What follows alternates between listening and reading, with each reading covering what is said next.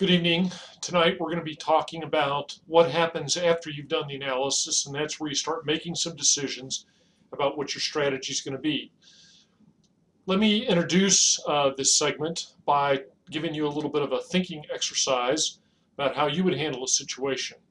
We know that Nokia has a lot riding on the success of its new Lumina brand of smartphones.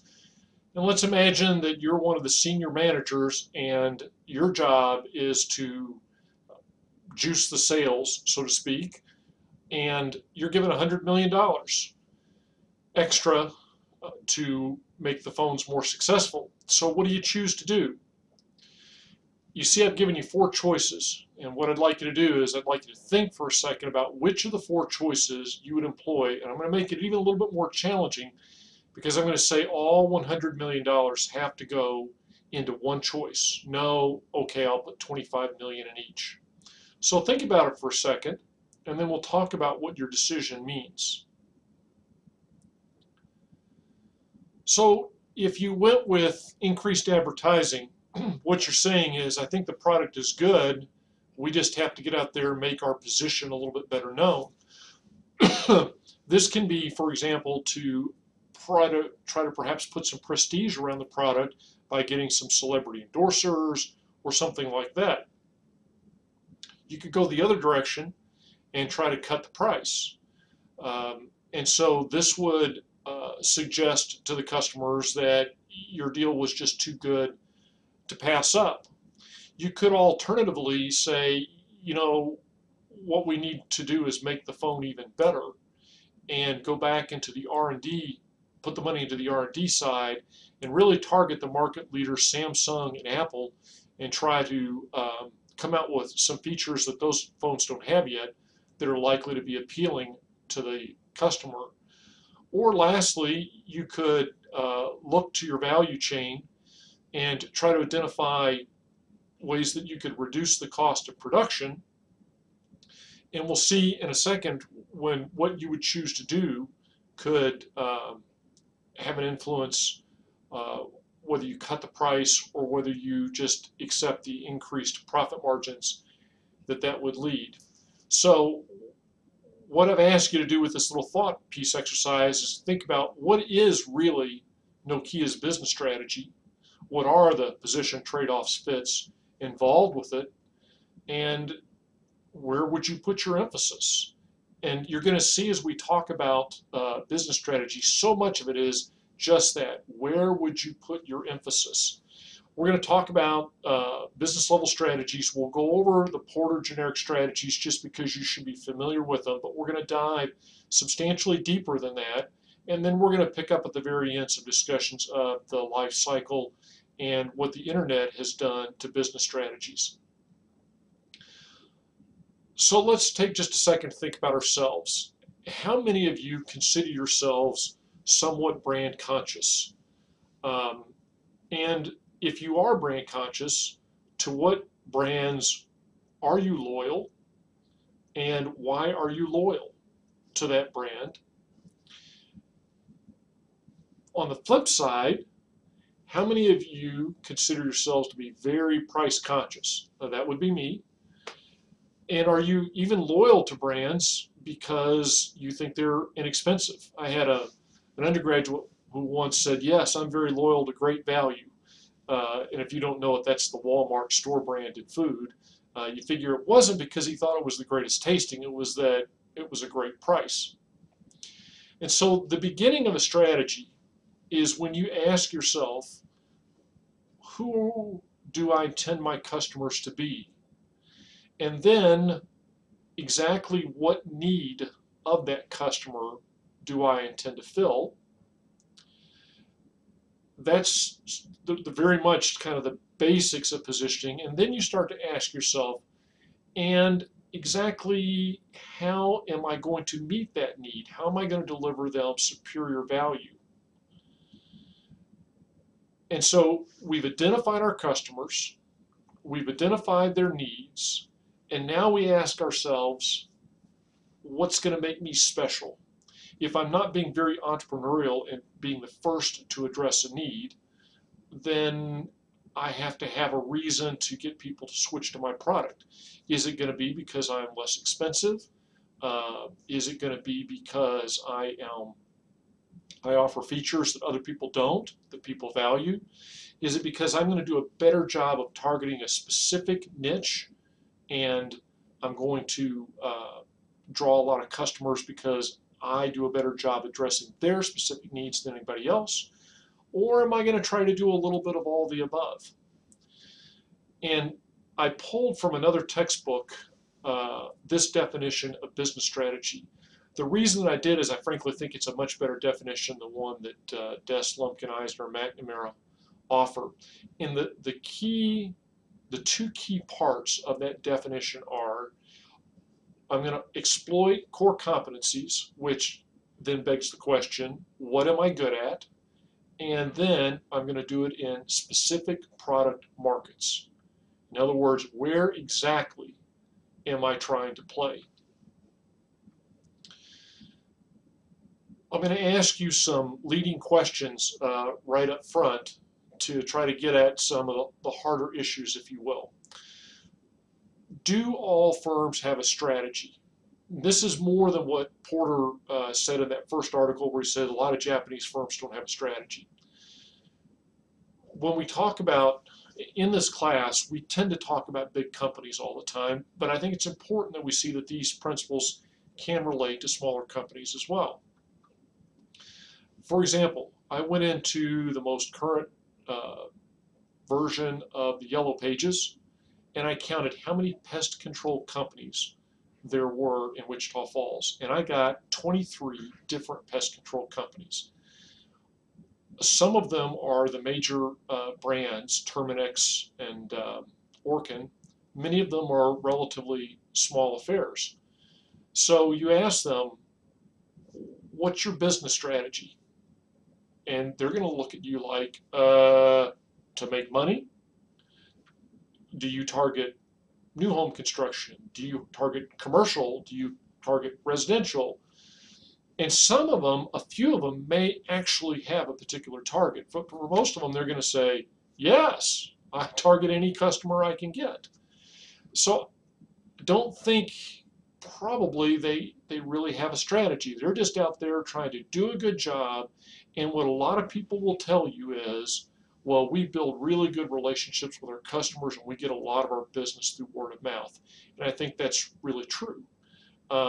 It's just the fact that a customer has a relationship, or somebody recommends a particular pest control company to somebody else.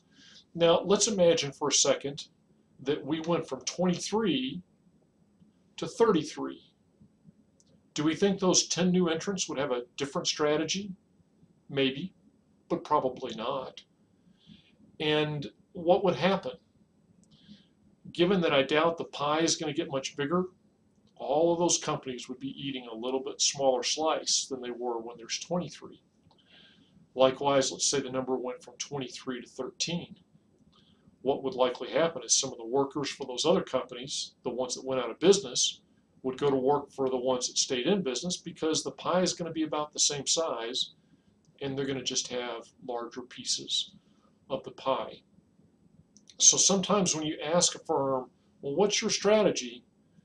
They're not going to know, because they don't have one. And that may or may not be very good, but I'll give you an example of somebody who does have a strategy that's a small business. I know a gentleman that cleans carpets, and he says, it was just amazing. I was visiting with him once, and he gets a lot of calls from folks that want to get prices. How much do you cost? And he, one of the first things he says to people is, well, this is what I charge, and I can tell you right now, if you call around, you're going to find a cheaper price from somebody. And then he goes on to sell them on himself, because he does most of the work himself. He doesn't hire other people to do it. And so he has a strategy. He has a differentiation strategy, which we'll talk about. He charges more, and he basically sells that I have greater value because he's probably a 50-year-old man, do the work. I'm not some kid that you can't rely on. I don't stink when I come into your house. And he's basically upselling is features. I'm not sure that everybody, though, really has that. Second, paradoxical question. Are position and strategy necessarily synonymous? Usually, yes, but we have to be very careful because that's not always the case. Let's talk about pizza retailers here in town. Who's got the cheapest pizza in town to buy? To my knowledge, it's Little Caesars on the takeout, and if you're going to eat in, it's Cece's. So does that mean that they have a low-cost strategy? I'm not sure, and I want to tell you why when we explain the low-cost strategy. That might not be the case, because you know what? I know when I buy a Little Caesars pizza, I kind of get what I pay for. It's not as good a pizza as Papa John's or Pizza Hut or any of the other ones. I understand what I'm getting, so I wouldn't pay the same price for Little Caesars pizza that I pay for Papa John's pizza because I know they're not the same pizza. So does that mean that Papa John's has a differentiation strategy? Maybe kinda, but differentiated from Pizza Hut and the others, I don't know. And I'm going to point out some of these nuances, but you just can't assume that somebody has a successful low-cost strategy simply because they occupy the low-cost position. I'll be honest, usually that's the case, but you have to think about there are some differences. And the last paradoxical question, or not paradoxical, that I want you to consider is it really time to get rid of these generic strategies? When Porter pitched them, they were, you were this, or you were this. And I just don't think that's really valid. I think it's a matter of the shades of gray, or shades of emphasis between the various strategies. So this was in Porter's seminal 1980-85 books where he came out with these things. He says there's a cost leadership strategy, there's a differentiation strategy, and then there's a focus strategy across the bottom. And notice that you can be either differentiated or cost leadership in the focus, which really this is more of where he's describing how you position yourself. Now in the chart you see it says low cost position on the cost leadership strategy side. The authors of that chart are not using position the same way that Porter did, and we have to be careful about that. So let's talk about overall cost leadership for just a second. How a company generates a sustained competitive advantage with a cost leadership strategy is important to understand. And a company that does this gets it one of two ways. Either A, they have, through cost leadership, they are able to produce a product that matches the industry standard, but they're able to do it cheaper than anybody else. And they take that cost difference and they pocket it. They price their product the same as everybody else, but where everybody else is making $1 a shoe or $5 a shoe in the BSG game, they're making $8 because they've got their costs under control. They don't try to take market share. They charge basically the industry standard price, and they just walk home with extra profitability, greater margins. The other way to do it is to take that cost advantage and underprice your competitors to try to take market share. So now, instead of pricing my shoes that are just as good as everybody else at the same price, I cut it down, take that $3 advantage I have of my costs, and I take it out of my price, and I underprice them by $3.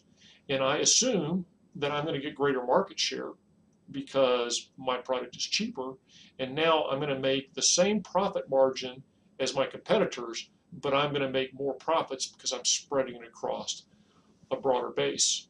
And that's a little bit different than perhaps you've ever thought about it. Now, I gave you a really key point in that introduction to the cost leadership strategy. In theory, what does a cost leader sell? What do they make? They make a product that fits with the industry standard. It's not one that the consumer goes, well, that's clearly the cheapest product. It's the one that they go, well, it's like everybody else's. And that's why I say you can't confuse a cost leadership position with a cost leadership strategy. It could be that they are actually selling a fairly high-end product. If it's a high-end industry, they just have better profit margins than everybody else. Now, how do you produce a cheaper product than your competitors? Well, there's lots of ways. You may have a different business model. You may have a ability to tap into better resources. You may just be better at managing the value chain. Let me illustrate this with the complexity of this with a company that is near and dear to a few MSU students' heart.